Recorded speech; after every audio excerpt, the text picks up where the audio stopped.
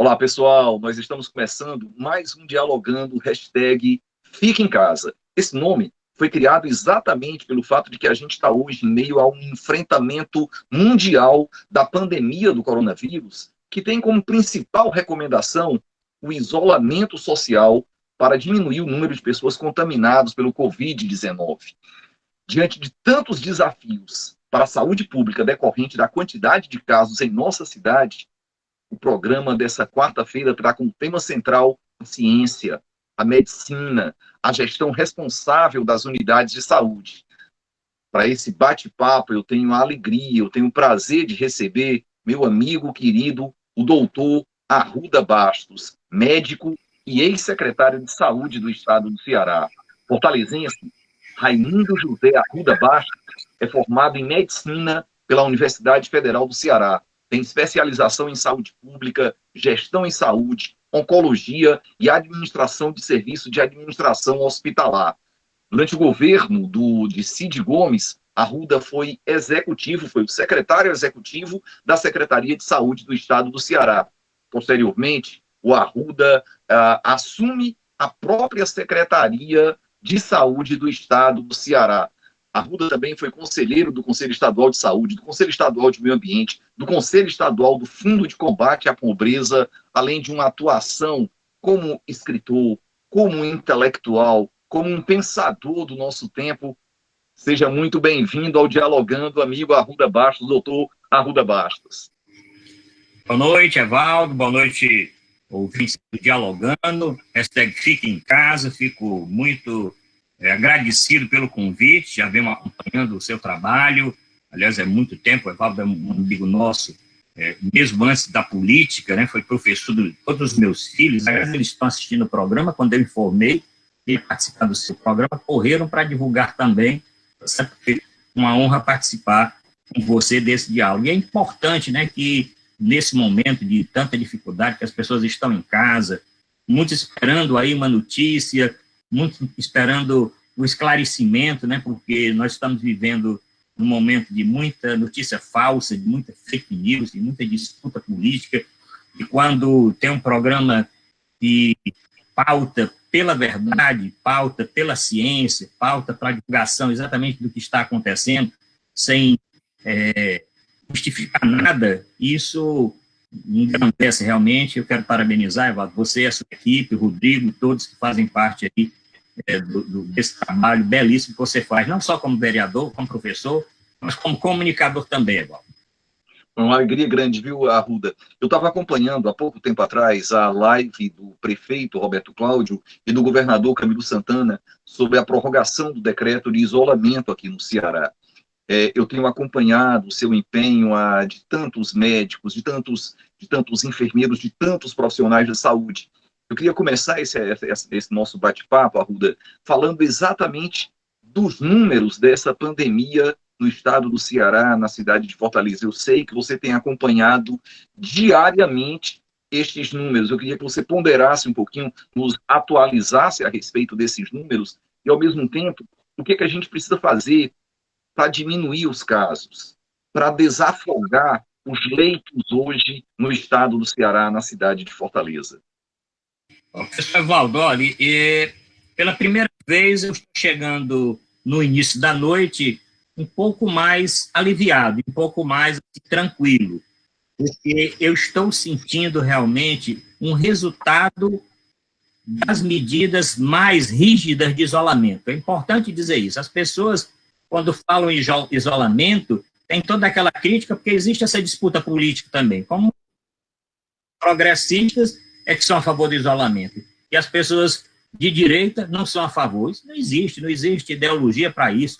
Existe ideologia da ciência, o que resolve, o que diminui o número de infectados, o que faz com que nós tenhamos leitos de UTI suficientes e leitos para internar os pacientes.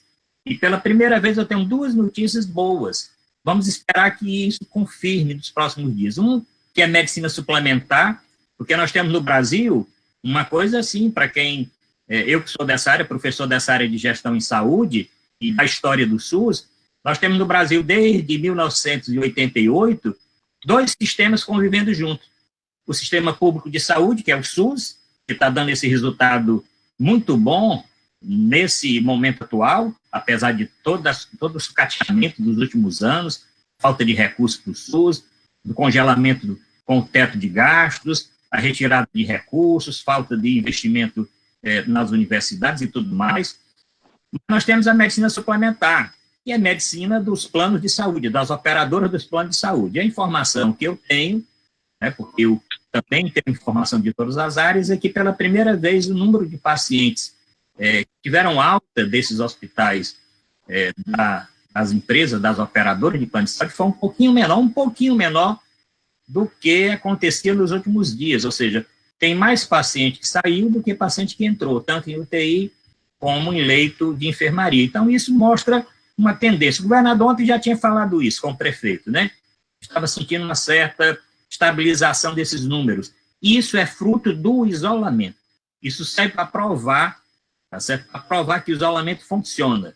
Tá certo? Os números do Ceará são os seguintes: nós chegamos a 10.560 casos confirmados, infelizmente 1.900 óbitos.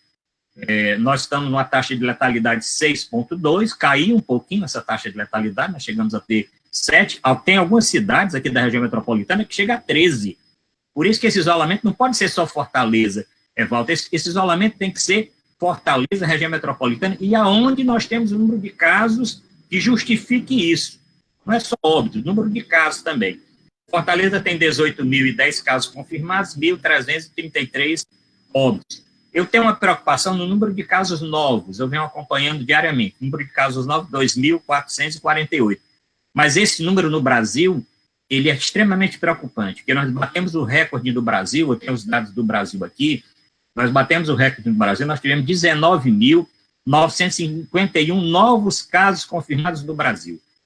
Ontem nós batemos o recorde, era 18 mil casos confirmados, 18 mil e alguma coisa, nós chegamos agora a 19 mil. Embora esse número de óbitos em 24 horas no Brasil tenha caído dos 1.100 e pouco a 888, mas isso é uma diferença, talvez falha de notificação, esses exames vão ser confirmados brevemente. Mas nós chegamos no Brasil a 18.859 casos, então, decididamente, isso está longe de ser gripe, está longe de ser H1N1, isso desmoraliza o Osmar Terra. Quem não conhece o Osmar Terra, eu convivi com o Osmar Terra quando eu era secretário de saúde aqui do Estado. Ele era presidente do CONAS, eu fui vice-presidente do CONAS, convivi com ele lá, na época que nós convivemos aqui com a pandemia do H1N1, porque essa não é a primeira pandemia que nós enfrentamos no Ceará, e nem vai ser a última. Nós enfrentamos em 2010 e saímos bem no Ceará, enquanto no estado que o Osmar Terra era secretário, Rio Grande do Sul, não foi essa é bom saber isso, né? Essa coisa toda, né? Então, eu estou muito preocupado em termos de interior do estado. Eu acho que na capital nós estamos chegando próximo realmente, o governador tendo prorrogado esse isolamento foi uma medida extremamente correta, precisa que as pessoas saibam disso, nós estamos tendo resultado, precisamos continuar tendo resultado, dá tempo que esses respiradores que chegaram, eles sejam distribuídos pelas unidades, que eles passem para o interior também, porque agora é o seguinte, nós vamos chegar a essa estabilidade em Fortaleza daqui para o dia 30, 31, agora, no finalzinho desse mês. Mas no interior, nós vamos chegar na primeira quinzena, fim da primeira quinzena de junho, tá certo? E o interior, talvez, só para final de julho. Então, a preocupação é o Ceará como um todo. No Brasil, nós vamos ter isso até agosto, não tenha dúvida, agosto, fim de agosto. Nós vamos ter estados chegando nessa situação crítica até agosto, professor Baldo. Arruda, eu queria fazer uma ponderação aqui, a partir das suas considerações, a partir da sua leitura. Eu estava aqui muito atento a você afirmando a importância do isolamento social para achatar a curva de crescimento dos casos, dos novos casos da pandemia do coronavírus. Eu percebo que a sua leitura é uma leitura que aponta para a recomendação da Organização Mundial de Saúde, da ciência, a preservação da vida. Eu queria que você ponderasse um pouquinho sobre a postura do presidente da República nesta crise, nesta pandemia. Nós estamos com o terceiro ministro da Saúde, os ministros anteriores foram afastados porque seguiam as recomendações da Organização Mundial da Saúde, e o presidente também tem falado de uma espécie de elixir milagroso, que é a hidroxicloroquina. Eu queria que você ponderasse um pouquinho qual de fato é a eficácia da cloroquina, da hidroxicloroquina no tratamento do Covid-19? Olha, altamente lamentável a postura do governo federal nessa pandemia. Eu falei que tive como secretário de enfrentar a pandemia do H1N1. Existia, na época, existia uma relação muito fraterna entre Ministério da Saúde, secretários estaduais, secretários municipais de saúde, CONASEMS e Ministério, trabalhando juntos para enfrentar a pandemia na época. Tivemos excelentes resultados no Brasil. Hoje, o Ministério já trocou de ministro numa pandemia que é uma coisa que não tem justificativa no mundo. Só se o ministro tivesse cometido um erro grosseiro, uma fraude, alguma coisa assim. Não tem justificativa.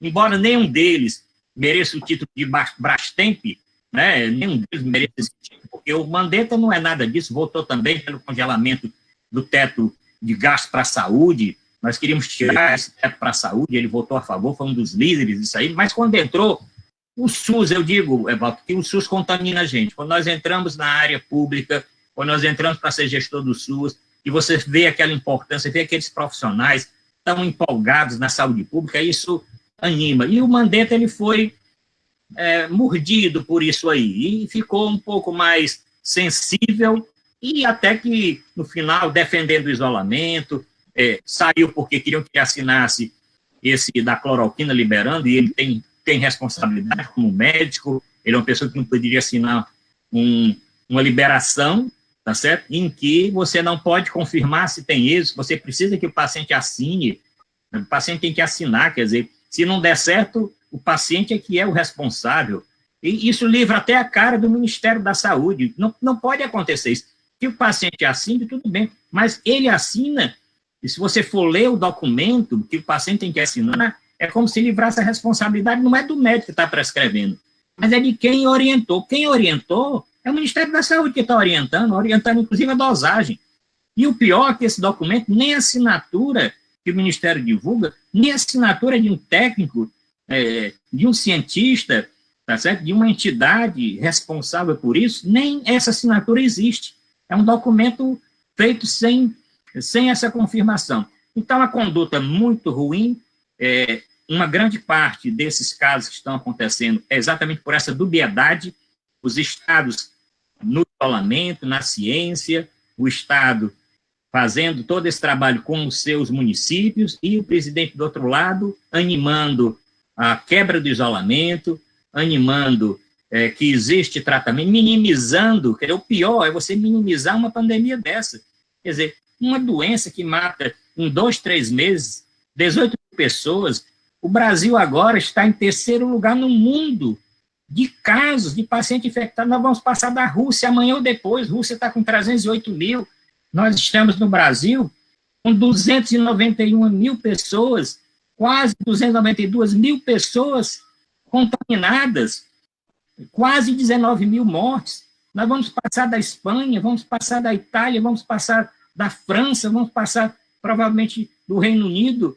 Nós vamos chegar aí nesse topo de países com mais casos e mais óbitos. Então, você minimizar uma pandemia dessa, se você for ver tudo que o presidente disse, tudo que ele fez, desde a gripezinha, e daí, no socorreiro, isso não é postura realmente de quem quer liderar o país, né? E o ministro, tira o Mandetta, botou um ministro que, pior do que o Mandetta, uma pessoa que não tinha nenhuma vivência em saúde pública, tá certo? E que ficou ali naquele negócio, teve pelo menos uma postura mais séria, quando não aceitou também assinar essa liberação da cloroquina. E falando da cloroquina, as entidades de especialidades, hoje nós tivemos várias notas da sociedade, a Associação Brasileira de Médicos Infectologistas, de médicos pneumologistas, de universidades conceituadas no Brasil, universidades que fazem grande ciência, que têm grandes trabalhos, provando exatamente que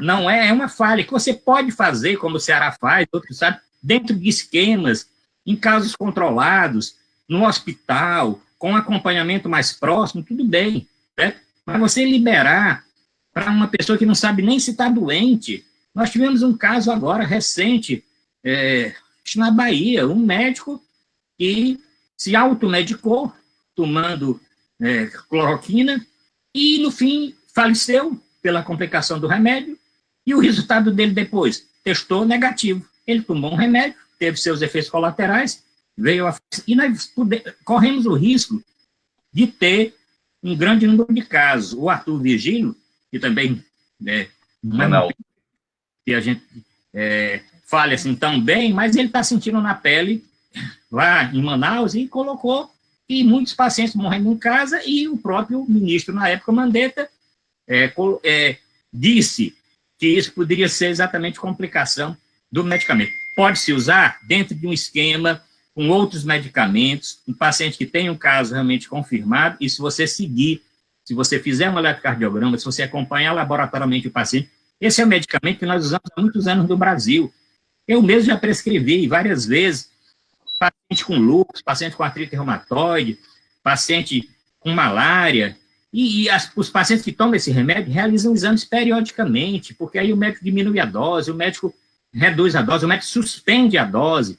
Os pacientes tomam, mas dentro de uma coisa controlada, e não dessa forma com que estão querendo fazer, Evaldo. Entendi. Eu quero aqui fazer uma saudação a tantos amigos, amigas que estão acompanhando essa conversa, esse nosso dialogando. Quero agradecer aqui a presença da Ana Lúcia Moraes Soares, que diz que o presidente é a vergonha mundial. Graças a Deus, essa culpa eu não levo. Infelizmente, moro aqui e preciso vivenciar tudo isso. O sujeito que se diz presidente da República não sabe gerir nem a família, quanto mais um país. É um irresponsável, sem o menor equilíbrio. A Marisa Aquino diz: excelentes observações, debate maravilhoso. Ana Lúcia fala: concordo plenamente que todo o Ceará precisa entrar em quarentena. Devemos estar atentos a todos os movimentos de aglomeração e denunciar. Senão não teremos o fim dessa pandemia. A Márcia Soares está mandando um abraço. Manuel Chagas diz: grandes esclarecimentos, sensacional. Isabel Silva, Henrique Machado, Nertan Rocha, Papinha, Gabriel, tem muita gente aqui acompanhando esse debate. Arruda, eu queria lembrar aqui um pouco da sua trajetória como um militante da causa democrática. Você deu uma parcela muito grande para a construção do SUS. Você, nesse momento, teceu considerações sobre a importância do sistema único de saúde, da universalidade do acesso à saúde.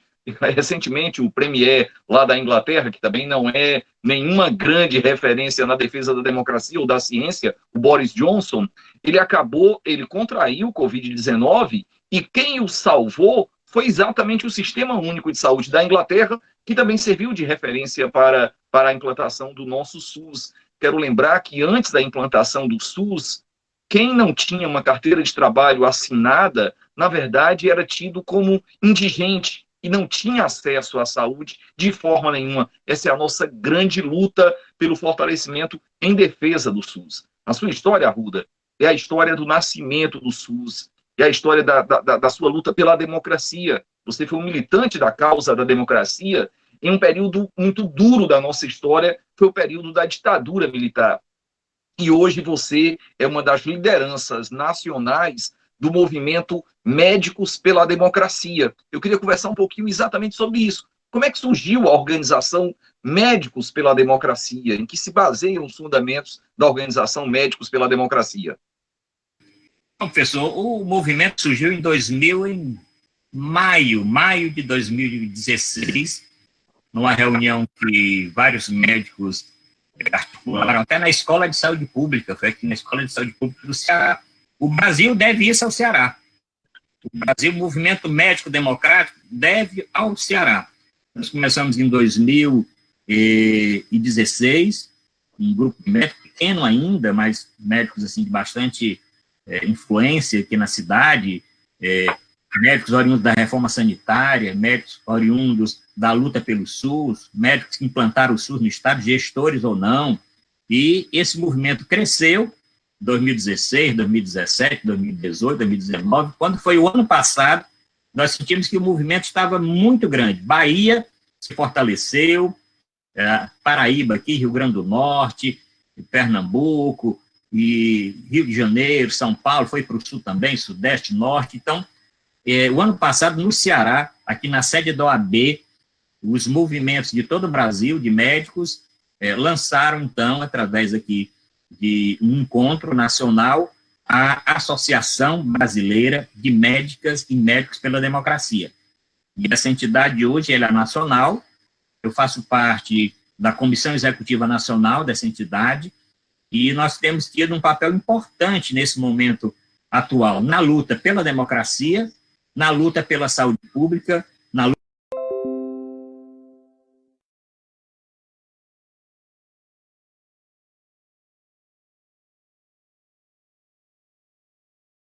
Não tem presidente, tem uma Comissão Executiva Nacional. Agora mesmo nós estamos escolhendo diversas comissões de comunicação executiva, de finanças e tal, e vão tratar como a entidade cresceu bastante.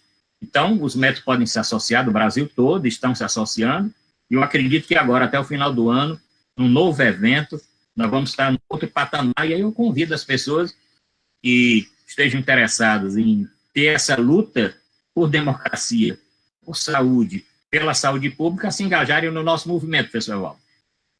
Arruda, eu queria fazer uma outra ponderação que eu acredito que é importante que a gente traga para o debate, que é a importância das fake news, das notícias falsas, da manipulação da verdade, da fragmentação da verdade. As fake news, elas são perigosas, elas matam. Espalharam aqui no Ceará que as máscaras que estavam sendo distribuídas pela Prefeitura de Fortaleza, pelo governo do Estado, máscaras que são produzidas por cooperativas de costureiras, eram máscaras que já vinham contaminadas com o vírus do corona que vinha da China. Quantas milhares de pessoas deixaram de usar essas máscaras por causa dessa irresponsabilidade? Uma outra fake news absurda foi propagada por uma deputada federal bolsonarista, Carla Zambelli, que dizia que estavam caixões sendo enterrados vazios aqui no estado do Ceará. Caixões foram abertos e pessoas foram contaminadas.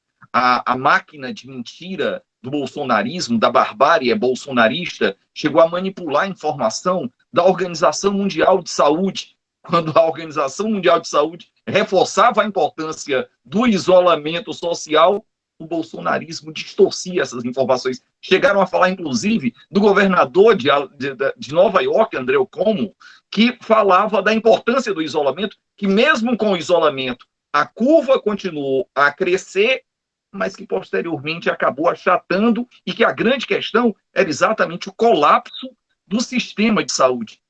Eu queria, Arruda, que você comentasse um pouco o quão prejudicial é a propagação de fake news para a preservação da saúde, inclusive a saúde mental, nesses tempos de pandemia. É um dos fatos mais tristes que nós estamos vivendo no momento. É exatamente você, no transcorrer de uma pandemia dessa, com tantas famílias aí sofrendo, com tantos óbitos, quantas pessoas sofrendo em leitos de UTI, em leitos de hospital, a população desempregada, sem ter acesso ao recurso emergencial, as pequenas empresas têm que ter acesso aos recursos financeiros, para folha de pagamento, para outras. Nós estamos vendo isso todos os dias, que o governo, infelizmente, em todas as áreas, não só da saúde, mas da assistência também, não foi competente, está sendo totalmente incompetente. E quando tem essas fake news, aqui no Ceará, uma que eu acho gravíssima também, pessoal, além dessas que você citou, é essa do deputado aqui do PSL, o André Fernandes. Eu vou citar o nome porque nós já fizemos uma nota, o nosso movimento fez uma nota mostrando de que o secretário da Saúde do Estado estava influenciando médicos do Ceará para que esses médicos mudassem o seu atestado.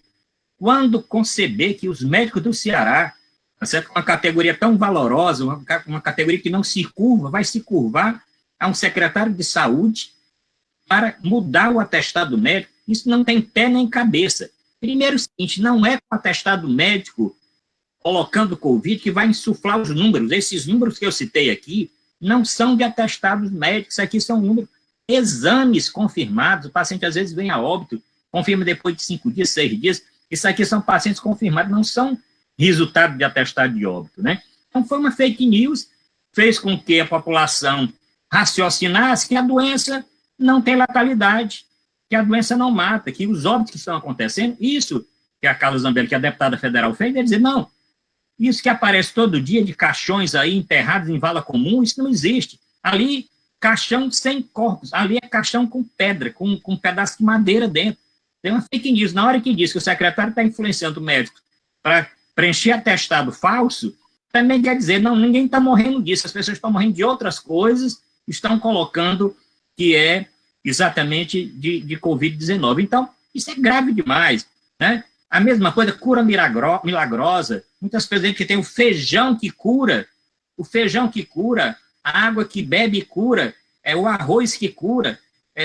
Vamos fazer aqui, vamos parar aqui, vamos fazer uma série de outras coisas que isso vai curar, quer dizer, é tudo fake news, né? Agora, eu acho que a impunidade é que é responsável por isso, que fake news na saúde é um crime que deve ser um crime gravíssimo. Um deputado desse é para ser cassado, um deputado desse é para ser punido. Não é a primeira vez, inclusive. Nós nos posicionamos também contra a atitude do Sindicato dos Médicos do Ceará. E o Sindicato dos Médicos é para ter sido mais enérgico, dizer, olha, nós não temos médicos que se influenciem por isso, e nós não temos um secretário, que nós conhecemos o secretário é um médico conceituado na cidade, é um médico conhecido, não é um estranho, não é uma pessoa que todos não conheçam, tá certo? Ele é incapaz de fazer isso. Eu fui secretário, quando que eu fui influenciar alguém para mudar um atestado de homem? Isso não existe, né? Então, essas fake news, essas que você citou, são gravíssimas. Essa de medicamento que cura, são graves. E essas querem minimizar, porque o mais grave também que eu acho é minimizar o que nós estamos vivendo. Porque isso faz com que as pessoas não fiquem em casa. A pessoa vai para a rua, porque acha que não está morrendo. Ali, e morreu mais pessoas no ano passado do que esse ano? Quando? Quando o ano passado morreu um número maior de pessoas do que esse ano? Quando morreu de insuficiência respiratória aguda grave no ano passado? Muito mais. Se nós formos ter todos os casos notificados, se nós tivermos condição de fazer exame de todos os casos, nós não teríamos 1.900 casos. Nós estamos aqui com 3.000 casos. Não teríamos 30.560 casos confirmados. Nós estaríamos com 60 e tantos mil casos confirmados. Então, existe uma subnotificação e não um excesso, um insuflar de notificações. Isso as pessoas têm que estar conscientes. E aí, isso fala para o interior. Eu vejo, às vezes, o prefeito dizer, vamos flexibilizar, porque aqui eu não tenho um óbito. E tem poucos casos. Poucos casos que ele está testando pouco, porque outro problema que nós temos é uma falha do Ministério da Saúde, num trabalho, que uma das ações do Ministério da Saúde era comprar testes, tá certo? E aí isso vem antes, porque as nossas universidades podiam estar produzindo, e com a falta de recursos passaram a não produzir mais, passou tudo a ser importado, nem máscara a gente faz aqui, nem um gorrozinho, uma coisa que qualquer costureira sabe fazer, que agora quando liberou para todo mundo fazer, todo mundo está fazendo até de pano, qualquer indústria poderia produzir aqui, qualquer indústria têxtil podia produzir, tá certo? Então, o gravíssimo é isso, as fake news minimizando, achando que tem bala de prata, que aquilo ali cura, e achando também que os dados estão, agora mesmo que São Paulo está passando, São Paulo já passou da China em número de óbitos, São Paulo já está passando de vários países, inclusive vai passar em número de óbitos e número de casos confirmados. Querem fazer lá uma CPI, um levantamento, porque estão achando que os casos estão sendo também manipulados. Não existe manipulação. A mais não. Pode até ter para menos, mas até sem intenção, por falta de testes, que é o que o Ministério da Saúde deveria, pelo menos, o Ministério da Saúde poderia ter comprado testes e distribuído testes. Ficou centralizando ali respiradores, prejudicou. Se os estados não compram, se o Ceará não tivesse sido ágil de comprar esses 200 respiradores na China, ter comprado aqueles outros respiradores, comprar toneladas de EPI, nós estaríamos aqui muito, muito ruim, sem EPIs e sem respiradores. Ainda bem que o nosso governo, tanto municipal como estadual, foi ágil e não ficou esperando pelo Ministério da Saúde.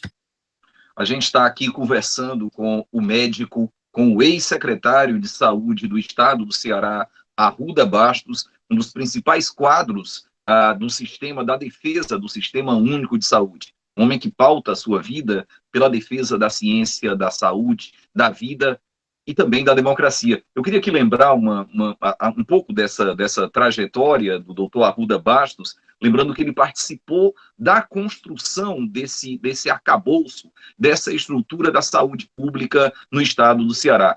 Arruda, o Ceará tem se tornado cada vez mais uma referência no campo da saúde pública, com abertura de novos hospitais, policlínicas, unidades de pronto atendimento, parcerias com grandes laboratórios e várias outras ações que visam garantir a assistência hospitalar à população que mais necessita. Eu queria que você comentasse um pouquinho como é que foi participar dessa transformação no planejamento da saúde do Estado do Ceará. Foi além de um processo, foi muito mais do que um processo de modernização, de fortalecimento de um corpo técnico à frente das políticas públicas. Na verdade, eu acredito que o Ceará se tornou uma referência na saúde pública e você foi um ator fundamental nesse processo.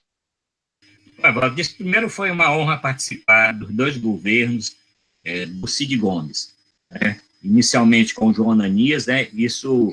Nós estamos até terminando um livro que está demorando, já era para ter lançado esse livro, um livro falando exatamente desse período.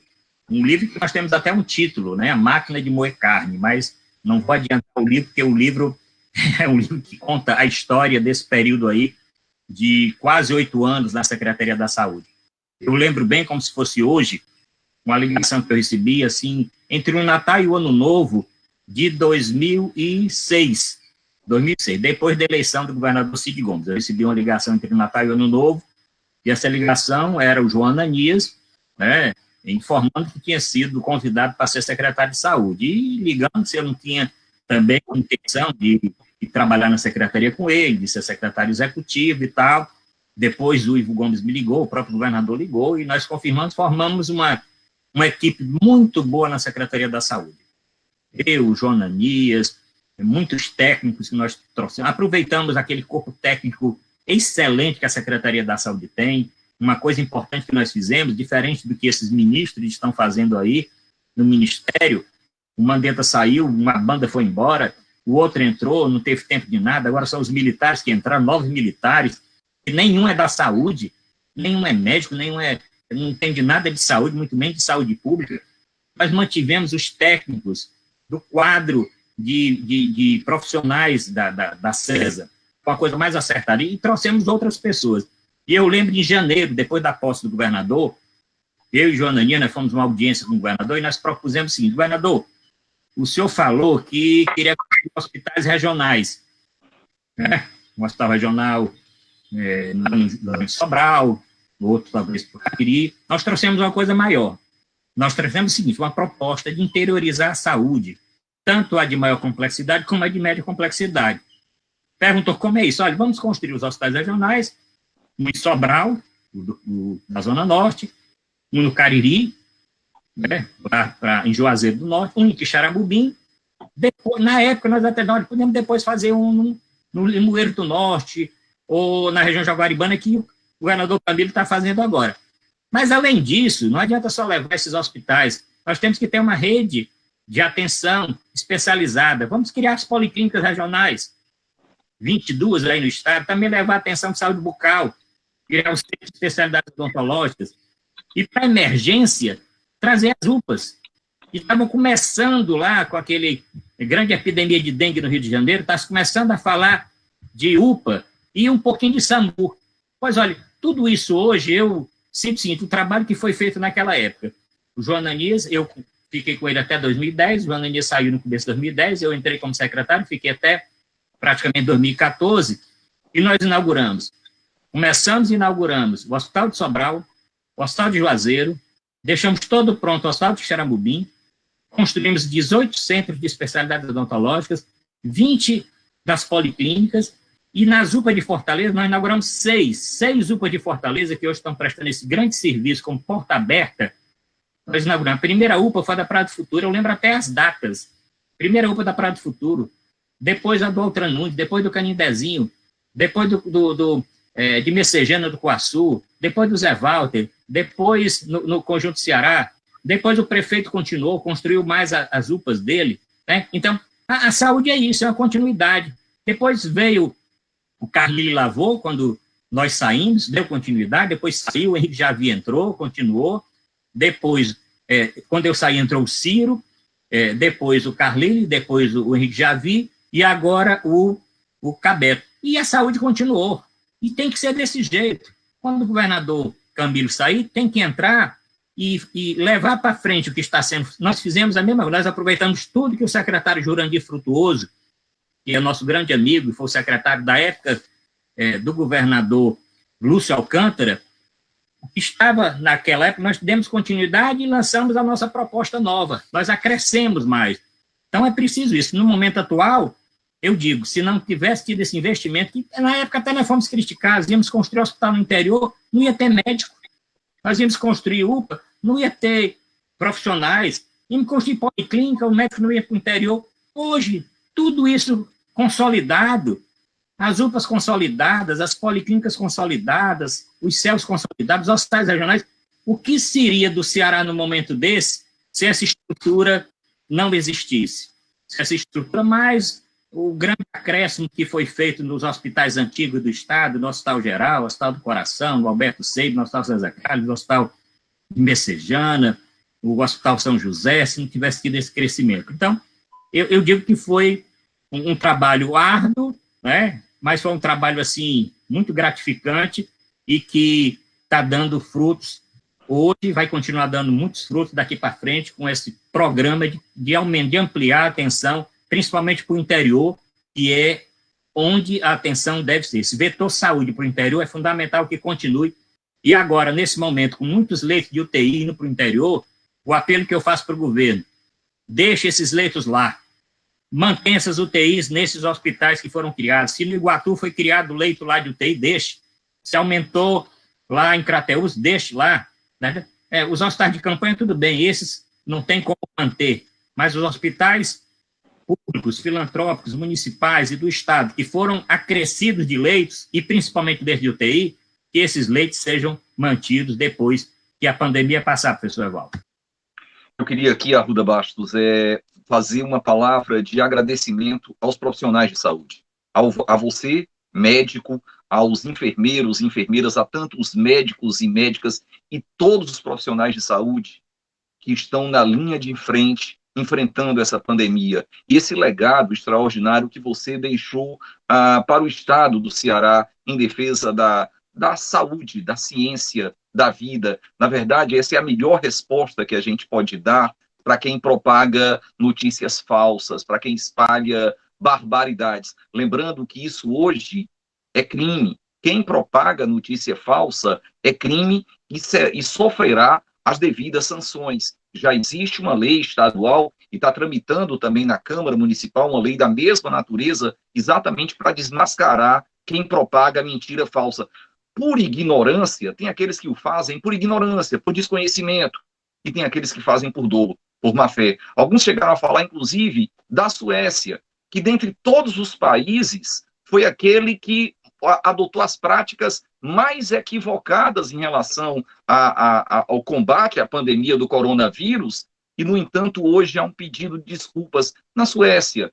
Eu lembro também de Milão, um pouco antes do início da pandemia, a prefeitura de Milão dizia: Milão não pode parar. Milão, ali da região da Lombardia, é o coração, é o centro econômico do país da bota, da Itália, e aconteceu uma tragédia na cidade de Milão. Então, essa irresponsabilidade de quem segue essa corja bolsonarista que espalha falsidades, alguns, eu preciso reconhecer, o fazem por absoluta ignorância, por desconhecimento, pelo apelo de alguns falastrões que têm espaço aí nas redes sociais.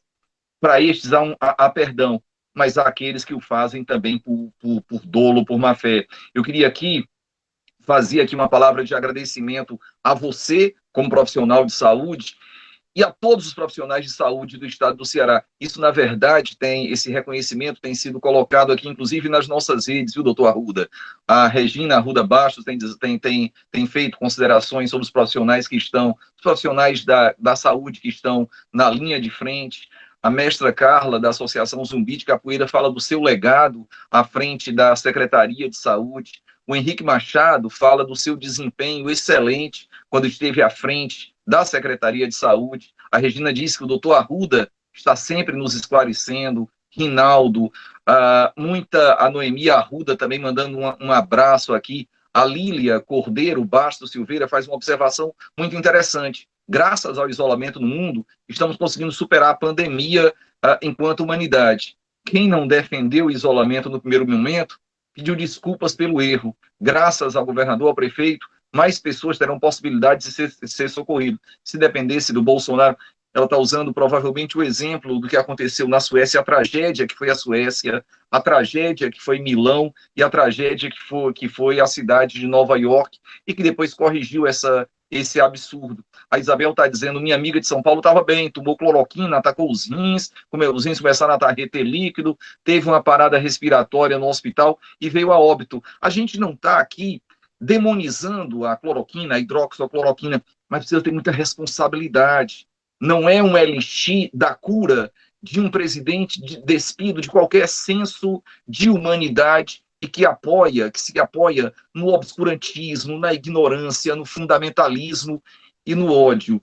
Eu queria aqui, doutor Arruda Bastos, agradecer muito o seu trabalho à frente da Secretaria de Saúde do Estado do Ceará e, em seu nome, dar uma palavra de reconhecimento aos profissionais de saúde do Ceará, da cidade de Fortaleza e do nosso país, que têm enfrentado com muita coragem essa pandemia. Muito obrigado, doutor Arruda Bastos. Muito obrigado pelo que vocês têm feito e pela participação nessa conversa tão esclarecedora nesta noite. Bom, eu quero também aproveitar, Evaldo, para falar exatamente para esses profissionais que estão aí na linha de frente. Infelizmente, nós tivemos óbitos.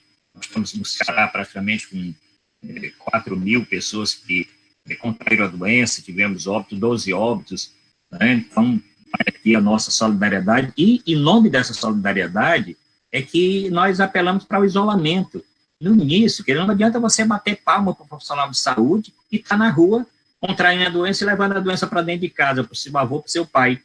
E o avô, o pai, você depois vai na porta do hospital, exatamente ainda colocar mais pressão no sistema de saúde. Então, nós temos que reconhecer o valor dos profissionais de saúde, isso é incontestável, todos os profissionais que estão na linha de frente, profissionais de saúde e aqueles profissionais que trabalham junto com a saúde. Não devemos esquecer as pessoas que estão na manutenção, nos serviços gerais, o motorista da ambulância, o socorrista, essas pessoas que estão, os policiais, as pessoas que estão, os motoristas dos ônibus, daquelas funções essenciais, os que trabalham nas farmácias, que trabalham nas empresas, que produzem insumos ligados à saúde. Essas pessoas que estão saindo de casa todo dia estão se expondo, contrair a doença no ônibus, contrair a doença no trabalho, né, contrair a doença pegando em um objeto que esteja contaminado. Então, vai também aqui essa minha saudação de dizer que, quando os respiradores chegarem, essas toneladas